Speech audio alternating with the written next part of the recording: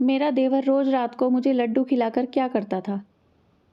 मैं बहुत ही खूबसूरत थी और मेरी शादी एक ऐसे घर में हुई थी जहाँ पर सिर्फ मेरे पति और मेरे देवर ही थे। मेरे सास ससुर अब इस दुनिया में नहीं थे। किस्मत से बहुत ही अमीर घराना मिला था मुझे।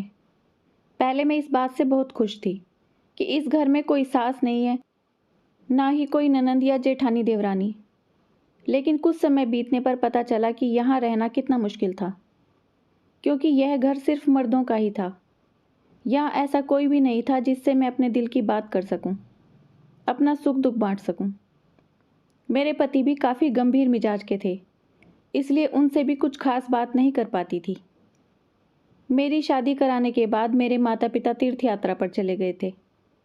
इस अकेलेपन की वजह से मैं बहुत परेशान रहने लगी थी। शायद इसीलिए अब तक मेरी गोद नहीं भर पाई थी। शादी को 10 साल हो गए थे, लेकिन अब तक मेरी औलाद नहीं थी। डॉक्टर कहते थे कि आपके अंदर खून की कमी है। आप उदास रहती हैं। खुश रहने की कोशिश कीजिए और ऐसा काम कीजिए जिससे आपको खुशी मिले। भगवान ने चाहा तो जल्द ही आपको खुशखबरी मिलेगी। मेरे पति जहाँ नौकरी करते थे, उनको एक दिन की भी छुट्टी नहीं मिलती थी, इसलिए हम कहीं घूमने भी नहीं जा सकते थे। घर में मेरा देवर ही था जो मेरे साथ कोई बात कर लेता था। वह मेरी उम्र का ही था।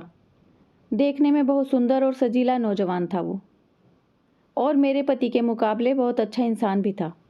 वह मेरा ध्यान भी रखता और हंसी मजाक भी करता था, लेकिन उसकी अपनी अलग ही दुनिया थी, इसलिए वह मेरे लिए ज़्यादा वक्त नहीं निकाल पाता था। वह यूनिवर्सिटी में पढ़ता था, अपने दोस्तों के साथ बिजी रहता था। घर पर आता तो अपने फ़ोन में ही लगा रहता था। मैं सोचती थी कि कब वह खाली होकर आएगा और मेरे साथ बातें करेगा, जिससे मेरा वक्त भी अच्छा गुजर जाएगा। उसकी बातें मुझे बहुत पसंद थी। कभी कभी वह फ्री होता तो हम देवर भाभी कोई प्लान कर लेते थे। वह कोई खाने की चीज़ ले आता, कभी पिज़्ज़ा, कभी आइसक्रीम वगैरह, तो हम मिलकर खाते, इधर उधर की बातें करते और कभी कभी साथ मिलकर गेम्स भी खेलते। वक्त अच्छे से गुजर जाता था। यह बात मेरे पति को भी पता थी, लेकिन वह कहते थे कि उससे थोड़ा दूर ही रहा करो। जब मैं उनसे कहती कि आप ऐसा क्यों कह रहे हैं, वह कोई गैर तो नहीं, आपका छोटा भाई है और इसी घर में तो रहता है, तो कहने लगे कि ठीक है, लेकिन ज़्यादा बातें मत किया करो।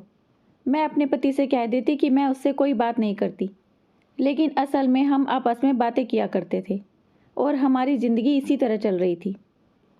कुछ दिन बाद मेरे पति का तबादला दूसरे शहर में हो गया। वह कहने लगे कि अभी मैं तुम्हें अपने साथ नहीं ले जा सकता, वहाँ जाकर इंतज़ाम कर लूँ, उसके बाद आकर तुम्हें ले जाऊँगा। मैं यहाँ अकेले रहना तो नहीं चाहती थी, लेकिन कुछ बोल न सकी, क्योंकि मेरे पति की बात ही आखिरी बात होती थी और वह किसी की नहीं सुनते थे।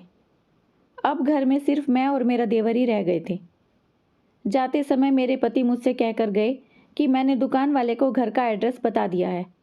अगर किसी भी चीज़ की ज़रूरत हो तो तुम उसे फ़ोन कर देना, वह घर पर ही सामान पहुंचा देगा। मैंने कहा, इसकी क्या ज़रूरत है, रोशन है ना, वो ला कर दे दिया करेगा सामान। तब मेरे पति बोले, कोई ज़रूरत नहीं है उससे कोई सामान मंगवाने की या उससे ज़्यादा मेल जोल रखने की। तुम अपने काम से काम रखना और वह अपने काम से काम रखेगा। तुम्हें उसका खाना बनाने की भी कोई ज़रूरत नहीं है, वह बाहर ही खा लिया करेगा। ये बड़ी अजीब सी बात थी कि मेरे पति जाने से पहले मेरे देवर से मिलकर भी नहीं गए थे। शायद भाइयों के बीच कोई नाराज़गी चल रही थी, लेकिन ऐसा पहले कभी नहीं हुआ था, क्योंकि मेरा देवर छोटा था और मेरे पति उसे अपने बच्चों की तरह ही प्यार करते थे। मुझे लगा कि कोई छोटी सी बात होगी, आपस में दोनों भाई हल कर लेंगे, लेकिन मैं अपने पति की यह बात बिल्कुल भी नहीं मानती थी कि मैं अपने देवर से बात ना करूं। मुझे उससे बात भी करनी थी और साथ मिलकर गेम्स भी खेलनी थी और हम लोगों को साथ मिलकर रहना भी था। जब मेरे पति चले गए तो मेरा देवर एक दिन मेरे लिए एक लड्डू लेकर आया। वह बोला कि भाभी, आप ये लड्डू खा लीजिए, मैं इसे एक बहुत बड़े साधु महात्मा से लेकर आया हूँ। इसे खाते ही हमारे घर में खुशियाँ आ जाएंगी। वैसे तो मैं अपने देवर से इस तरह की बातें नहीं करती थी, लेकिन मेरा यह देवर कुछ अलग ही किस्म का था। हम एक दूसरे से दोस्तों की तरह बात कर लेते थे। उसने कहा, शादी को बहुत दिन हो गए हैं, अब तक आपकी गोद खाली है। भाई को इस बात का एहसास नहीं है, ना ही तो वह आपका ठीक से इलाज करवाते हैं और ना ही कहीं किसी साधु महात्मा को या पीर फकीर को दिखाते हैं।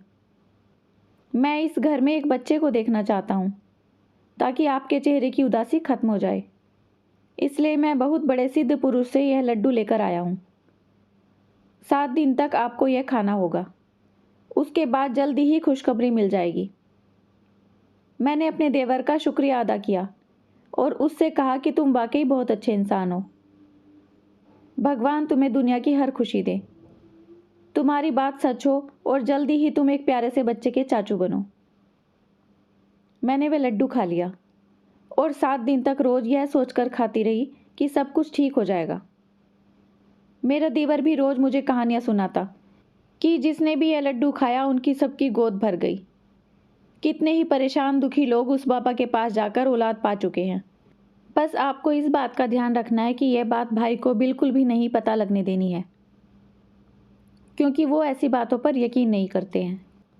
और जैसे ही उन्हें पता चलेगा कि यह लड्डू मैं लेकर आया हूँ तो आपको बिल्कुल भी खाने नहीं देंगे। मैंने उससे पूछा कि तुम्हारे और तुम्हारे भाई के बीच क्या चल रहा है, क्यों नाराज़ हैं वह तुमसे। वह कहने लगा कि भाभी, ऐसी कोई बात नहीं है। भाई छोटी छोटी बातों पर नाराज़ हो जाते हैं। वह मुझसे कह रहे थे कि मैं भी उनके साथ दूसरे शहर में जाकर काम करूं। मैंने मना कर दिया, इसलिए भाई मुझसे नाराज़ हो गए। देखना जब आएंगे तब तक उनका गुस्सा उतर चुका होगा। मेरे पास अपने देवर पर शक करने की कोई वजह नहीं थी। हाँ, एक बदलाव उसमें ज़रूर आया था कि जिस दिन से वह लड्डू लेकर आने लगा था उस दिन से रात को देर से घर पहुंचता था।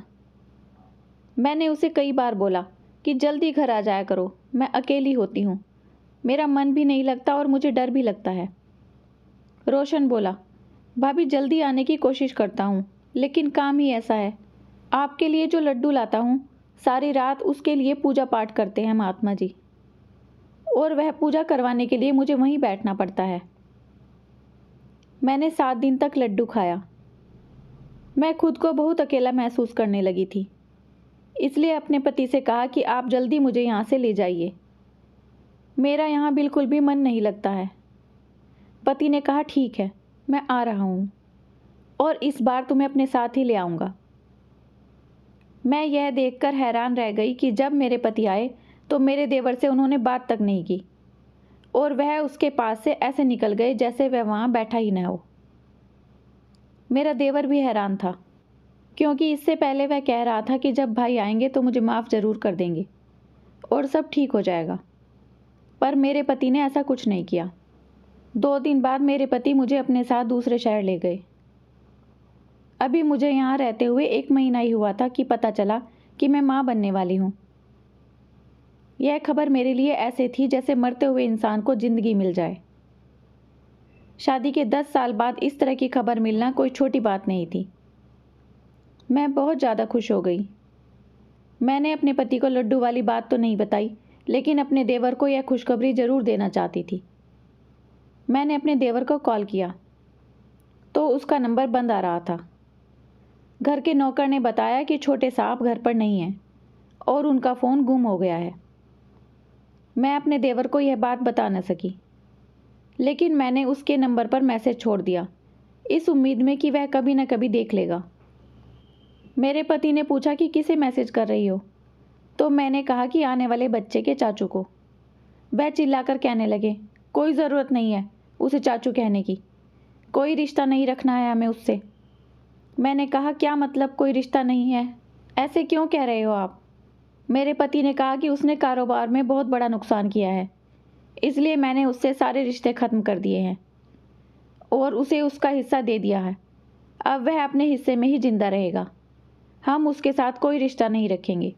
मैंने कहा कि आपके माँ बाप ने मरने से पहले उसकी जिम्मेदारी आपको दी थी और आप उसे उसके हाल पर छोड़ देंगे। उन्होंने कहा कि वह धोखेबाज है और मैं ऐसे इंसान के साथ कोई रिश्ता नहीं रखना चाहता। मैंने अपने पति को इतना ज़रूर कहा कि वह गलत कर रहे हैं, लेकिन मेरे पति ने कहा कि इस मामले में तुम्हें बोलने की कोई ज़रूरत नहीं है, तुम बीवी हो, तुम्हारा काम घर चलाना है और अब ईश्वर ने तुम्हें औलाद दे दी है, अपने बच्चे में मन लगाओ। भाई और घर का मामला मैं अपने आप देख लूँगा। वह मेरा भाई है, तुम्हारा नहीं। मैंने कहा, मेरे लिए भी तो वह भाई जैसा ही है। मैं अपने पति को बताना चाहती थी कि हमें मिलने वाली ज़िंदगी की सबसे बड़ी खुशी उसकी ही वजह से हमें मिल रही है। लेकिन मेरे देवर ने मुझे यह बताने से मना किया था, इसलिए मैं चुप ही रही। सच कहूँ तो उसके बाद मुझे वक्त ही नहीं मिला कि मैं अपने देवर को कॉल करूँ या उससे कोई बात करूँ। भगवान ने मुझे एक प्यारा सा बेटा दिया, जिसको पाकर मैं बहुत ज़्यादा खुश थी। दिन रात शुक्रिया अदा करती थी ऊपर वाले का। मेरा बेटा 3 महीने का हो चुका था। एक शाम मेरे पति ने आकर कहा कि यहाँ मेरा काम खत्म हो गया है, हम अपने घर वापस जाएंगे। मैं भी तो कब से यही चाहती थी कि जल्दी से घर वापस जाऊं और जाकर अपने देवर को यह खुशखबरी दूं कि वह एक प्यारे से बच्चे का चाचू बन गया है। हम लोग घर पहुंचे तो घर बंद था। नौकर काफ़ी अरसे से छुट्टी पर था। उसने हमें बताया कि घर काफ़ी समय से बंद है, लेकिन जब हम घर के अंदर पहुंचे तो महसूस हो रहा था कि यहाँ पर कोई रह रहा है, जैसे इस घर में कोई औरत रही हो। और वह इसलिए कि मुझे पता चल गया कि इस घर की हर चीज़ किसी औरत के इस्तेमाल में थी। लेकिन वह औरत कौन हो सकती थी? मैंने इस बात पर ज़्यादा ध्यान नहीं दिया। हमारे घर पहुंचने के बाद अगले दिन मेरा देवर भी वहाँ आ गया। मैंने बच्चा उसकी तरफ बढ़ाते हुए कहा, यह देखो तुम्हारा भतीजा। हालांकि मेरे पति भी वहीं बैठे थे, लेकिन मैं फिर भी अपने जज्बातों पर काबू न पा सकी। बच्चे को देखकर मेरे देवर ने कहा, यह मेरा भतीजा नहीं है। उसकी यह बात सुनकर मैं हैरान रह गई। मेरे पति भी बोल पड़े, बच्चे को प्यार नहीं करोगे? तुम्हारे अंदर इतना घमंड भर गया है? निकल जाओ इस घर से, दफ़ा हो जाओ यहाँ से अभी। तो मेरा देवर बोला कि मैंने कहा यह मेरा भतीजा नहीं है, क्योंकि यह मेरा बेटा है। यह बात सुनकर मेरे कदमों तले से ज़मीन निकल गई और मेरे पति एकटक देखते रह गए। उन्होंने कहा कि किस तरह की फिजूल बातें कर रहे हो, अपने भाभी पर किस किस्म का घटिया इल्ज़ाम लगा रहे हो। उसने कहा, मैं किसी पर इल्ज़ाम नहीं लगा रहा हूँ, लेकिन यह मेरा बेटा है और इस बात को मैं साबित कर सकता हूँ। मैंने उसको कहा कि यह कैसी बातें कर रहे हो, क्या हो गया है तुम्हें? तुम्हारी वजह से ये बच्चा इस दुनिया में आया है और अब तुम इसकी ज़िंदगी बर्बाद कर देना चाहते हो। मेरे पति ने कहा कि क्या बात कर रही हो तुम? क्या हुआ था तुम्हारे साथ जब मैं यहाँ पर नहीं था? मैंने अपने पति को सब कुछ बता दिया कि कुछ गलत नहीं हुआ था, बस मैंने 7 दिन तक इसका लाया हुआ लड्डू खाया था। उसके बाद ही हमारा बच्चा इस दुनिया में आया है। मेरे पति ने मेरे देवर की गर्दन पकड़ ली और कहा कि क्या किया तूने? क्या मिलाया था तुमने उस लड्डू में? तूने इसमें बेहोशी की दवा तो नहीं दी थी? कोई गुनाह कर चुके हो तुम मेरी गैर मौजूदगी में? मैं ये सब सोचकर सुन्न हो गई थी कि जिसको मैंने अपने भाई जैसा समझा, अगर उसने मेरे साथ इस तरह की कोई हरकत की है तो फिर मेरी ज़िंदगी बर्बाद हो गई है। रोशन ने मेरे हाथ से बच्चे को ले लिया और बोला, यह मेरी औलाद है और मैं इसको हमेशा आपके पास नहीं रहने दूंगा। अगर आपको यकीन नहीं है तो टेस्ट करवा लो। हमें पूरा यकीन था कि बच्चा हमारा ही है और मेरा देवर किसी गुस्से की वजह से यह सब बोल रहा है। इसलिए मेरे पति ने कहा कि हम डीएनए टेस्ट करवाएंगे। हम सभी अस्पताल पहुंचे। वहाँ डीएनए टेस्ट करवाया गया, जिसकी रिपोर्ट 2 दिन बाद आनी थी। यह 2 दिन मैंने कैसे मर मर के गुजारे मैं ही जानती हूँ। मेरे पति मुझे अजीब सी नज़रों से देखने लगे थे। वह बार बार एक ही सवाल करते कि जब मैं नहीं था तब क्या हुआ था? क्या सचमुच तुम्हें कुछ पता नहीं है? कहीं वह लड्डू में तुम्हें कुछ डालकर तो नहीं खिलाता था, जिसकी वजह से तुम बेहोश हो जाती थी? या कुछ जानबूझकर छिपा रही हो मुझसे? मैं उनको कुछ भी समझा नहीं पा रही थी। उनके सवालों ने मुझे परेशान कर दिया था। आखिर वह दिन आ गया जिस दिन रिपोर्ट मिलनी थी। हम लोग अस्पताल पहुँचे। मेरे पति ने रिपोर्ट का लिफाफा हाथ में लिया।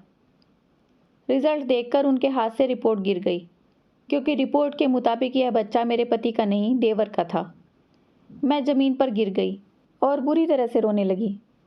मेरे पति ने मुझसे नज़रें फेर ली, लेकिन मेरे देवर ने मेरे सिर पर हाथ रखा और कहा कि भाभी, मैंने आपके साथ कुछ गलत नहीं किया। मैं आपको बताता हूँ कि सच क्या है। मैं एक लड़की के साथ मोहब्बत करता था और उससे शादी कर चुका था। वह बहुत बीमार रहती थी, लेकिन फिर भी हमारे बच्चे को जन्म देना चाहती थी। उसके इलाज के लिए ही मैंने पैसे चुराए थे। पैसों की वजह से ही भाई ने मेरे साथ झगड़ा किया और सब कुछ छीन लिया मुझसे। वह लड़की भी इस दुनिया में नहीं रही, लेकिन उसका बच्चा इस दुनिया में आ गया था। इसे किस्मत कहें या कुछ और, वह उसी दिन पैदा हुआ जिस दिन आपके यहाँ बच्चा हुआ था। लेकिन आपने एक मरे हुए बच्चे को जन्म दिया। जब मुझे ये बात पता चली तो मैंने उस मुर्दा बच्चे को इस बच्चे के साथ बदल दिया। इस बिन माँ के बच्चे को माँ मिल गई और आपको औलाद। फिर कुछ दिन पहले ही मुझे पता चला कि आपके पति ने मेरे साथ कोई भला नहीं किया है और मुझे जायदाद से पूरी तरह बेदखल कर दिया है। इसलिए बदला लेने की खातिर मैं अपना बच्चा आपसे वापस छीनने के लिए आ गया। मैं इसके बगैर नहीं रह सकता, क्योंकि मेरे पास तो अब यही रह गया है। आपके पति ने सब कुछ तो छीन लिया है मुझसे। रही लड्डू वाली बात, वो सिर्फ एक बहाना था। दरअसल मैं आपकी ज़िंदगी में खुशियाँ भरने के लिए आपका इलाज करवाना चाहता था। मैं बहाने से लड्डू में आपको दवाई मिलाकर देता था। वह दवाई बहुत ही खास थी और बहुत दूर से लाई गई थी। मुझे यकीन है कि उसका असर ज़रूर होगा, और असर हुआ भी। पर बदकिस्मती से बच्चा मरा हुआ। मेरे देवर की आंखों में आंसू थे। वह बहुत रो रहा था। मैंने उसके पैर पकड़ लिए और कहा, मैं भी इस बच्चे के बिना नहीं रह सकती। तुमने हमेशा मेरी मदद की है। ये बच्चा मुझे दे दो। मैंने 3 महीने से इसे अपना बच्चा समझकर ही पाला है। सारी बात सुनकर मेरे पति ने रोशन को गले लगाते हुए कहा, मुझे माफ़ कर दो। तुम्हें पहचानने में बहुत बड़ी भूल हुई है मुझसे। तुमने हमारी खुशी के लिए अपने जिगर का टुकड़ा, अपना बच्चा तक हमें सौंप दिया। इस सब के सामने ज़मीन जायदाद तो बहुत छोटी चीज़ है। मैं तुम्हें तुम्हारे सारे हक दूंगा, लेकिन मेरी एक शर्त है। आज के बाद हमेशा के लिए तुम हमारे साथ ही रहोगे। सबकी आंखों में आंसू थे। रोशन ने बच्चे को मेरी गोद में देते हुए कहा, यह आपका बेटा है। आप इसकी माँ हैं और आप ही कहलाएंगी, और मैं इसका चाचू। इसको यह बात कभी नहीं पता चलनी चाहिए कि मैं इसका बाप हूँ और इसकी माँ इस दुनिया में नहीं है। मैंने उसका शुक्रिया अदा किया और उस बच्चे को गले लगा लिया। इस बात को 4 साल हो गए हैं। अब मेरा बेटा 4 साल का है। मैं बहुत खुश हूँ। बच्चा मेरे पति को ही पापा कहता है और मेरे देवर को चाचू। बहुत बड़ी खुशखबरी हमारी ज़िंदगी में आई है कि हम अपने देवर के लिए आज शाम को रिश्ता देखने जा रहे हैं। मैं चाहती हूँ कि वह भी अपना घर बसा ले और अपनी ज़िंदगी शुरू करे। हम लोग एक ही घर में रहते हैं और ज़मीन जायदाद हम सब की है। दोस्तों, यह थी आज की कहानी। उम्मीद है आपको पसंद आई होगी। अगर कहानी पसंद आई हो तो लाइक, शेयर, सब्सक्राइब करना ना भूलिए। अपना खूब सारा ध्यान रखिए, खुश रहिए, मुस्कुराते रहिए।